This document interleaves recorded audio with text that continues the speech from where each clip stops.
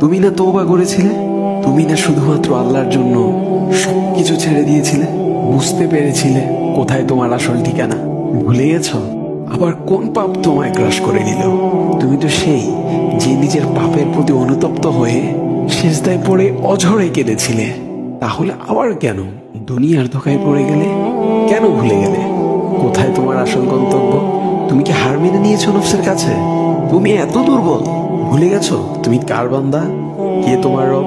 তোমার রব তো সর্বশক্তিমান। সর্বশক্তিমানের বান্দা আবার কখনো দুর্বল হয় নাকি? মৃত্যু পর্যন্ত লড়ে যাও তুমি।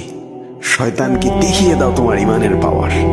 শয়তানের ধোকায় পড়ে অনেক পাপ করে ফেলেছো, তাই নিরাশ হয়ে গেছো তুমি, তাই না? তুমি কি জানো না তোমার রব কতটা মহান? তিনি তো তোমাকে ক্ষমা করার জন্য অপেক্ষা করছেন। তাই ফিরে আসো সেই রবের দুয়ারে, যার দুয়ার কখনো বন্ধ হয় না।